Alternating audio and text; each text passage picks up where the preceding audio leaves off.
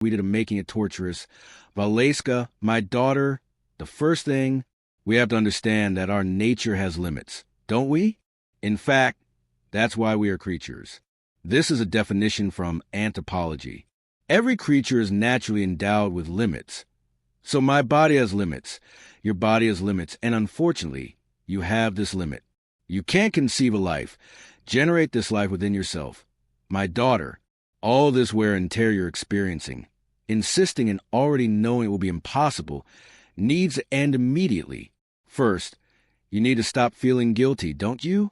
Our bodies have limits. Yours does. You don't have to feel worse. That no one because of this limit. There are people who have a limit to get cancer, for example. There are people who have an intellectual limit.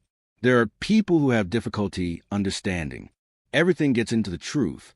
There are people who have difficulty walking. We don't have to feel guilty because we have limits.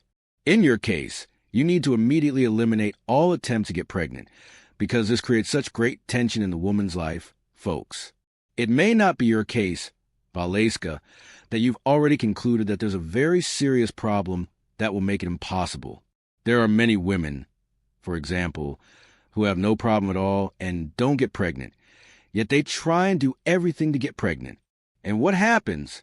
The attention and the need to overcome the limit end up becoming the main obstacle to fertilization. So much so that there are many women who, after they relax, what gets the pregnancy thing out of their head? They get pregnant because they've lost their anxiety. It's funny, but life is like that. When we want it so much, sometimes it doesn't happen. When you've even forgotten about it, it's the same problem, isn't it?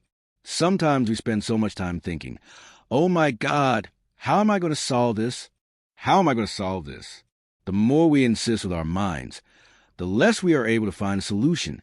Then, suddenly you relax. You forget about it. And there's a website.